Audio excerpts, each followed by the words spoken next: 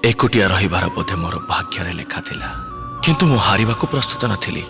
सहर को चली आसिली, निष्पत्ति नेली पाठ पढ़ी बड़ा मनीष हेबी, निज पाई निजर गोटे परिवार तैयारी करिबी। चाकरी कली आउ तापरे खोजी बुलिली मो मनर मनीष को, जहार गोटे सुंदर परिवारटे थिबो। खोजु खोजु तम सहित देखा हैला, आउ लागिला तमे मोरी पही जन्म नेइछ।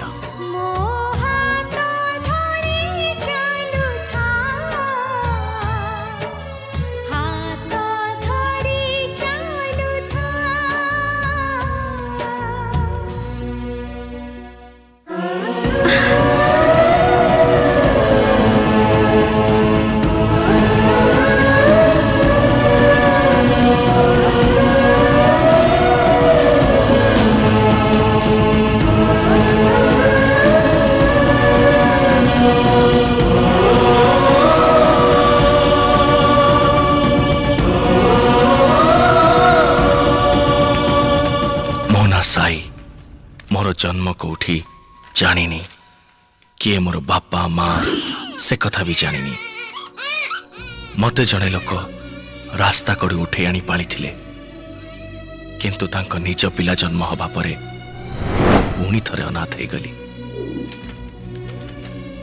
तापरे अनाथ आश्रम रे रहिली।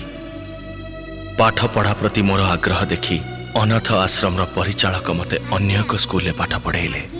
अनाथ बोली मो सांगरे केही मिसु नथिले, मते घृणा करुथिले, निजठु दूर रे रखुथिले। एकुटिया रहिबार बोधे मोर भाग्य लेखा थिला, किंतु मु हारिबा को प्रस्तुत नथिली। सहर को चली आसिली, निष्पत्ति नेली पाठ पढ़ी बड़ा मनीष हेबी, निज पाई निजर गोटे परिवार तैयारी करिबी।